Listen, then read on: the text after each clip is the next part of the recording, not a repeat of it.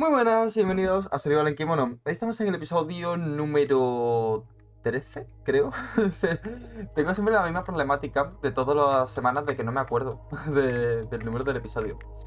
Pero bueno, la verdad es que bueno, estamos aquí todavía minando, como podéis ver. Estamos aquí en este mundo fantasioso de musgo y de roca.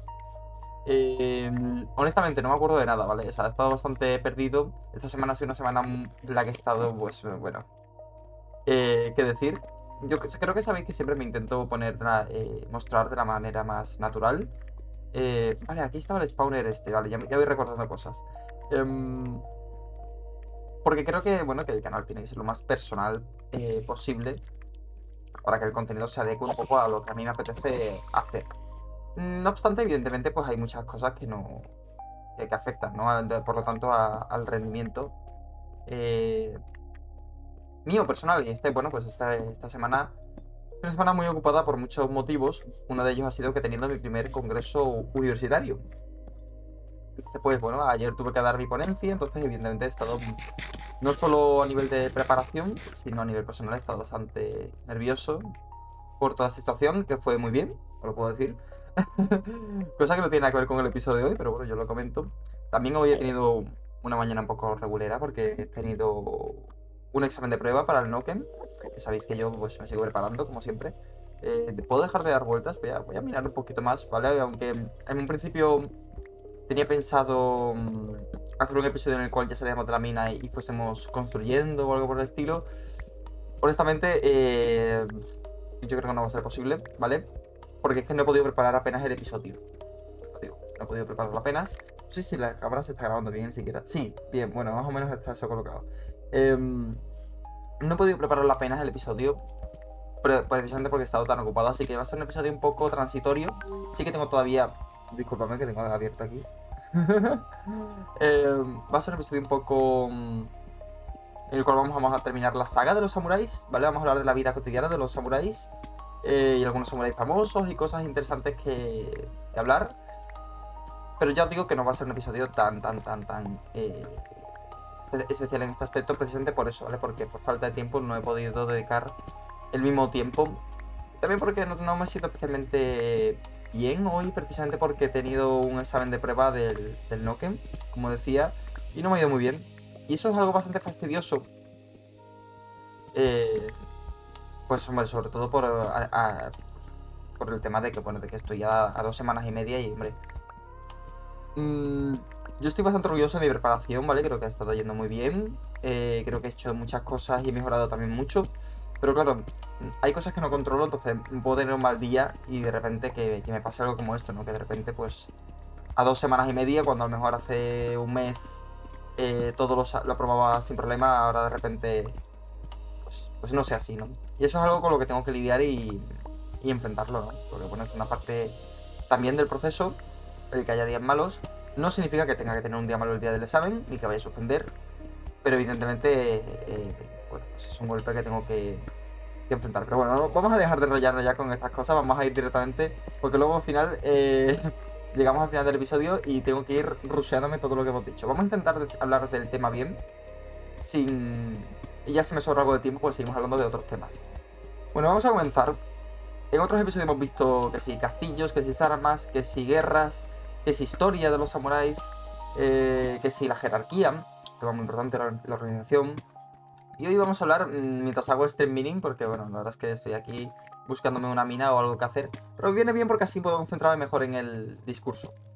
Vamos a ver cómo viven realmente en el día a día, ¿vale? Voy a intentar generalizarlo un poco, porque evidentemente, como sabéis, ha habido samuráis... Bueno, pues gracias. Ha habido samuráis que eran más ricos, de familias nobles, Ronin, que iban por su cuenta, sin dueño. Entonces, evidentemente, oye, ¿por qué mi ratón va tan mal y no tal? Le he metido un golpe al ratón, sí. Em, entonces voy a intentar generalizarlo un poco, ¿vale? Algunas cosas. Pero bueno, vamos a empezar por la gastronomía y el estilo de vida. La comida era más que nutrición, ¿vale? La dieta de un samurái era bastante simple pero estratégica. Recordemos que ellos tenían una educación, entonces no podían someterse. En realidad hay casos como hemos comentado, que varían. Pero no podían someterse a una dieta de decir, pues me empacho de un montón de cosas y tal, porque eso evidentemente iba a afectar al combate y a su concentración. Y tampoco debían de dejarse llevar por los impulsos, ¿no? Y de igual manera también tenían que tener unos mínimos para poder enfrentarse a su vida diaria, ¿no? Ya sea que tengan un combate o no. Entonces, bueno, pues una dieta simple, pero estratégica, arroz como una base. Estamos hablando de... Oye, tengo el X-Ray, o por lo menos lo parece, pero ya voy diciendo que no, ¿vale? Esto está siendo todo suerte. Eh, yo estoy buscando una mina, pero bueno, si me dan estas cosas, pues mira, yo lo agradezco porque me va a venir genial para no tener que bajar tanto. Bueno, guay, perfecto. Entonces, eso, una dieta basada en arroz, evidentemente. Sopa de miso, pescado seco, algas y encurtidos. Es una dieta nutritiva, simple, fácil de hacer y que sirve para todo. Todo en cantidades evidentemente moderadas, ¿vale? Cada comida tenía su ritual, no se comía ni rápido ni por gula, el acto de comer era una forma de disciplina para mantener la claridad mental y la fuerza necesaria para sus deberes diarios. Pero bueno, también había que tener una cierta estabilidad, ¿no? Como hemos dicho, ostras. Espérate, vamos a ver si podemos usarlo para explorar. Me voy a tener que hacer un pico nuevo.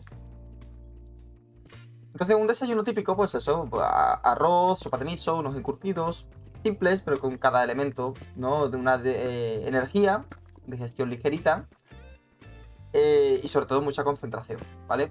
Esto, como hemos visto, lo importante era más el final que la forma, ¿no? En la que se comía.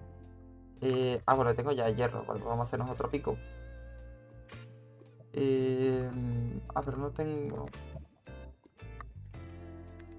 Ok. Entonces, vamos a seguir con esta línea, que creo que es bastante interesante. Voy a hacer así y así limpio un poquito. Vale. Entonces, el estilo de vida refleja cómo esta filosofía de Bushido no solo estaba en el campo de batalla, sino que también en las pequeñas decisiones diarias. Mira, mira. Como aquí el guión también. Entonces, vamos a hablar un poco también sobre la indumentaria diaria. No voy a hablar tampoco de... Ya hemos hablado... Oye, en serio, ¿qué está pasando? Bueno, solo uno, para compensar, ¿no? No voy a hablar de las armaduras y tal, porque bueno, de eso ya hemos hablado en otro episodio. Pero bueno, el kimono y hakama, como una ropa habitual, base, ¿vale? El kimono, como ya entenderéis, el hakama es la cobertura. Son muy cómodos para la movilidad y también tienen un cierto significado social. El chonmage, que es el peinado este famoso de la parte superior rapada con el moño, no solo servía para sujetar el casco en combate, ¿vale? Porque es como que tu moño se enganchaba y te aguantaba el casco. Mucha gente se ríe porque no se lo imaginaban, pero sí, esa es la verdadera razón. Además, es un peinado que está recogido, entonces no molesta para nada en la vida. Y además es un símbolo de estatus y disciplina. Está todo muy ordenado, todo tiene su cierto significado, como podéis ver. La vestimenta, por lo tanto, no era solo estética, sino un acto de respeto hacia sí mismos y hacia los demás. Mantener el kimono limpio, el hakama bien doblado, el peinado correcto era parte de la rutina diaria de un samurái y reflejaba pues esa filosofía. Vamos con un tema bastante interesante que es el de las relaciones sociales y la pederastia, ¿no? Que se ha hablado mucho. Las relaciones entre samuráis y sus jóvenes aprendices, conocidas como wakashudo, han sido históricamente unas relaciones de enseñanza, de guía, de vínculos afectivos. La dimensión sexual existía, sí, pero en muchos casos era secundaria. El foco estaba en la lealtad, el aprendizaje y la transmisión de los valores. Es un poco lo que vemos en Japón hoy en día, ¿no? Del senpai y el kohai, pues es como tu maestro personal de algo. En este caso, pues era precisamente así, pero sí que también existía esta dimensión sexual que podía pasar. De hecho, en muchas estampas históricas hay un tema que es muy interesante, que es el de la homosexualidad en Japón, que ya era un vídeo al respecto, porque muchas personas creen que los japoneses son homófobos. Y no es así, ¿vale? Creo que aquí la mejor forma de explicarlo es con la antigua Grecia. La antigua Grecia, vosotros sabéis que bueno, el matrimonio era entre un hombre y una mujer, pero que existían este tipo de relaciones extramatrimoniales, pues eso, entre dos hombres, un joven, un hombre mayor y tal. Pues esto es una cosa así. O sea, la homofobia, por así decirlo, no llega hasta la introducción del cristianismo en Grecia, ¿vale? Por ejemplo, o en Roma. Porque es el que dice que la familia tradicional tiene que ser de esta manera y que la unión entre dos hombres es pecado, ¿vale? Y luego otras religiones y creencias pues también utilizan esta visión, ¿vale? Y en Japón pasa una cosa muy parecida. Esta dimensión sexual del wakashudo era muy común, pero claro, cuando empiezan a llegar las influencias occidentales, pues se comienza a ver de otra manera, ¿vale? Y ahí es cuando comienza lo que se llama, por así decirlo, esa homofobia. Entonces, claro, hay un montón de estampas tradicionales japonesas en los cuales se ve pues este tipo de relaciones, ¿sabes? Se sabe que era así.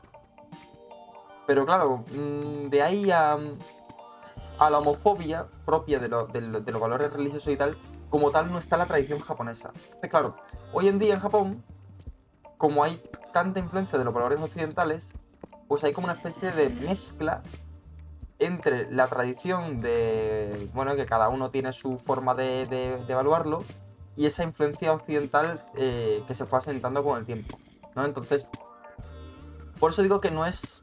definirlo como fobia directamente es incorrecto, es más complejo de lo que parece, pero bueno, también depende de la persona, evidentemente, y tal. Entonces, bueno, eso, hablando de este tema, era este tipo de relación así como de profesor, ¿no? Y tal. Que es todo muy de... muy como de novela, ¿no? Pero sí, era una cosa así. Entonces es importante entenderlo dentro de este contexto histórico y cultural y sin aplicar los estándares modernos, ¿no? Que podemos tener. Oye, ¿dónde están los zombies estos que estoy escuchando? Vamos a tratar el tema. Llevamos poco tiempo.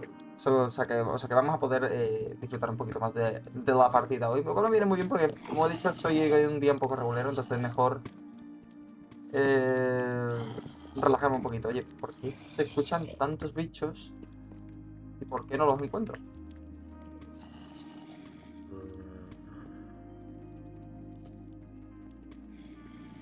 A ver, permitidme escuchar un poquito más a ver si... si tienen que estar aquí.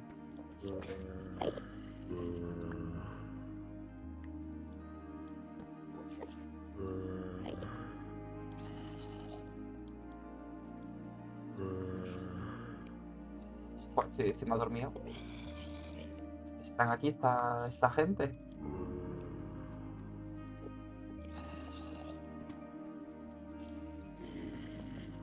Es que literalmente lo escucho aquí. No entiendo.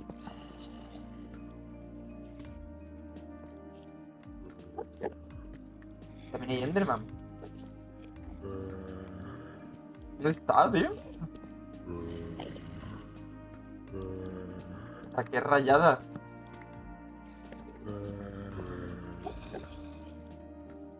¿Dónde está? ¿Dónde está la mina esta, por Dios? Mira, de que le den... Me he cansado. Me voy a ir por ahí. Me he cansado. Voy a seguir picando y ya está. Y así seguimos hablando. Es que, joder, ya me he cansado de buscar a esta gente. Bueno, vamos a hablar de algunos samuráis famosos. Antes de nada voy a hablar de Date Masamune porque es mi personaje. Aunque ya tenéis un vídeo en el canal hablando sobre la biografía de Date y todo tal. Es que creo que es un personaje que ilustra muy bien. Quiero empezar por él porque creo que es un personaje que ilustra muy bien todo lo que hemos hablado hasta ahora del samurái, del espíritu del samurái y tal. Date no solo era un guerrero feroz, muy cruel en el campo de batalla, con una disciplina bestial y que si alguien la rompía, tanto la disciplina o la lealtad, era una locura. Él juró lealtad al shogun y la mantuvo hasta el final de su vida. También era un gran estudioso de las artes y la cultura. De hecho, lo llamaban muchas veces a Edo, que era Tokio en esa época, para conducir él mismo las ceremonias del té de los shogunes. O sea, era considerado como, si no el principal maestro de la ceremonia del té en Japón, uno de los más grandes. Y estamos hablando de un samurái, un señor feudal, un daimyo. No estamos hablando de un experto dedicado toda su vida a eso. También, y no solo eso, sino que también hacía teatro, no, caligrafía. O sea, es un tío que hacía de todo. Y eso me parece muy interesante, la verdad, porque son. También luego se hablaba mucho del líder visionario, abierto al mundo, ¿no? Porque todo el tema de la embajada que ha hecho. Yo creo que denota mucho esa personalidad tan interesante que podían tener los samuráis y que mucha gente se pensaban que era algo súper cerrado y no, podía incluir otro tipo de perspectivas, que me parece muy interesante.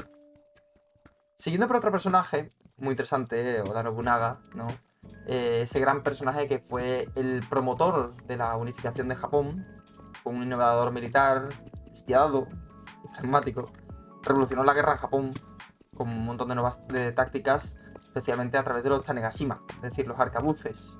Él le dio una importancia en su inicio que hizo que las tácticas en Japón se revolucionasen a un punto que el combate nunca volvió a ser el mismo. Todo estaba centrado en quién posicionaba mejor y quién daba mejor uso a sus arcabuces. Y fue él el que lo hizo. Además fue también un militar que dominó la ruta Nakasendo, importantísimo. Es la ruta que conecta especialmente el norte y el sur.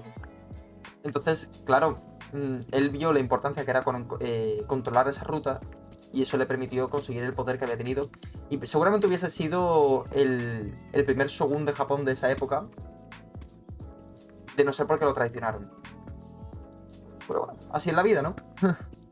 Luego, su sucesor, Toyotomi Hideyoshi, otro personaje bestial porque fue no solo un militar brillante, que fue el que finalmente logró la unificación en base a lo que había hecho Oda Nobunaga, mató a los que le habían traicionado a Oda, sino que también sentó las bases para el sistema shogunal de aquella época de Japón. Es decir, el control de los daimios bajo una familia y un liderazgo que no se pueda quebrantar fácilmente. Eso las bases las sentó Hideyoshi. Luego tuvo errores también como lo de la guerra de Corea. Pero tenemos que entender que Hideyoshi además es un caso muy especial, porque no es como Oda Nobunaga o un montón de estos personajes que vienen de familias, de samuráis. No, Oda Nobunaga era de una familia de campesinos. Es más, el título que él asume cuando asciende al poder no es el de Shogun, sino el de Tairo. Él crea un título que es Tairo, que significa regente. Porque él, por no ser de casta noble, no podía optar al título de Shogun. Y a pesar de todo, fijaos todo lo que consiguió. Llegando de lo más bajo. Yo sé que hemos hablado de la jerarquía samurái y de que las levas de los campesinos y tal, pues este tío llegó desde lo más abajo posible hasta lo más alto. Es interesantísimo, la verdad. Luego, por supuesto, la persona que siguió después, Tokugawa Ieyasu. En fin, que vamos a decir otro estratega militar, también compañero de Hideyoshi. Fue el que traicionó su legado, evidentemente, porque Hideyoshi pretendía que su hijo Hideyori fuera el que siguiese con el poder de su familia, y Ieyasu se opuso a esto. Y traicionó al Consejo de los Cinco Regentes y logró que fuera la familia Tokugawa la que finalmente se hiciese con el poder en el país y estableciese el shogunato que duró 300 años. Entonces, evidentemente estamos hablando de otra persona que además no solo tuvo que crear y consolidar ese sistema de Bakufu, ¿no? de sociedad japonesa por el cual se controla a los otros señores territoriales del país para que no haya ningún problema y todos sean leales. Ostras, que Pedrín, ya decía yo, digo, ¿cómo es posible que haya explotado si estaba yo metido? Pensaba que era un bug, pero no, que habíamos llegado, qué susto. O sea, él es el que consolida eso, y además no solo eso, sino por supuesto es un estratega militar especial, que es el que vence la batalla de Sekigahara, que consolida finalmente el poder de los Tokugawa y acaba con los partidarios de la familia de los Hideyoshi, perdón, de los Toyotomi. Pues evidentemente estamos hablando de otro genio militar bestial que se juntó en esa misma época. O sea, aquí he decidido poner a los tres seguidos porque, hombre, todos están relacionados entre sí. Entonces creo que tiene mucho sentido. Y ya veis, el legado de Tokugawa es un shogunato de 250 años. Con todos familiares suyos. O sea, bestial. Periodo de paz. También de aislamiento. Pero un periodo muy interesante de la era japonesa y el cual sigue maravillando a las personas, que es el periodo Edo. Interesante. Bien, después pues, me gustaría hablar de un caso, ya yéndonos un par de... Voy a hablar de un par de samuráis más. Hay muchos, ¿vale? Evidentemente, perfectamente puedo hacer un vídeo o un episodio hablando únicamente de samuráis famosos o interesantes. Esto lo voy a romper porque tengo el otro guardado.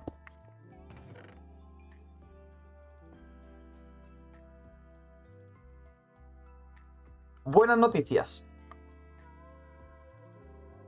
Pero muy, muy, muy buenas noticias. Me mola mucho ese concepto. Pero muy mucho. La verdad. Muy, muy, muy mucho.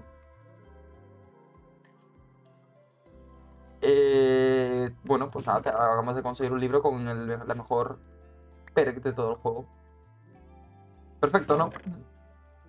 Sin más. Fantástico. Fantástico. No va a venir genial para meterse a un pico del mejor calibre posible. No va a venir fantástico. Así que, alegría para todo el mundo. Bueno, vamos a hablar de un par de casos más de samuráis. Tomoe Gosen. Lo quiero destacar porque estamos hablando de una de las pocas mujeres samurái que tuvo una cierta relevancia.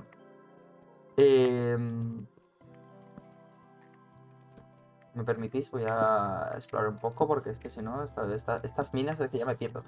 En fin, luchaba como una valentía y una habilidad bestial. Era un símbolo del ideal samurái que podía aplicarse de que podía aplicarse fuera del género masculino. A mí se me vino mucho a la cabeza cuando leí su historia, evidentemente en Mulan, aunque estamos hablando de Japón. Y me parece muy interesante. La verdad es que es una historia de una persona que tuvo que luchar contra todas esas desigualdades y que se sobrepuso a todo esto sin ningún tipo de problema. Entonces, de verdad, busca su historia, que os va a interesar muchísimo. Ya os digo que haré un vídeo mucho más... Me fascina mucho el tema de los samuráis. Seguramente haré un vídeo mucho más largo y exhaustivo, hablando sobre diferentes personajes, que seguro que va a ser súper interesante y seguro que a mucha gente le interesaría también que hiciese ese vídeo. Así que eso, ya seguramente, o incluso a lo mejor hago un vídeo hablando de biografías de enteros de samuráis. Y seguramente de Tomoe Gosen haga uno porque es que es interesantísimo. Pero no es la persona de la cual tengo la mayor ilusión de hacerle la biografía, sino que ese honor va para el último samurái del que quiero hablar hoy, que es Miyamoto Musashi. Miyamoto Musashi, estamos hablando de no solo un samurái, sino estamos hablando de un escritor y también de un artista absoluto. Miyamoto Musashi es un poco como Date Masamune. Destacó en caligrafía, en ceremonia del té, en teatro, todos los aspectos culturales. Fue un autor, escritor, sobre todo al final de su vida, que creó una obra que hoy en día sigue teniendo un impacto no solo en las artes marciales, sino...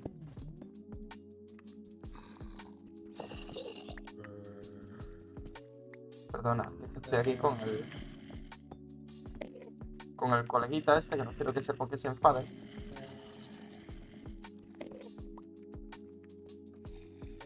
Pues eso, no son las artes marciales, es el libro de los 5 anillos, del cual haré un vídeo únicamente reseñándolo, porque me pareció un libro interesantísimo, sino que es un libro que ha jugado un papel en Japón, que se lee en las escuelas, en las empresas, porque tiene una cantidad de referencias culturales. Otro de estos. Ostras, y este es de esqueletos. Vale, este hay que guardárselo. Vale, este hay que guardárselo porque es de esqueletos. Cuero por un tubo, me da igual. Hilo me lo voy a quedar. Una manzana dorada me da un poco igual porque la puedo craftear. Vale, pues este voy a guardar las coordenadas. Con vuestro permiso, dame un segundito. Lo voy a apuntar aquí en el librito de los ejercicios de japonés. Spawner.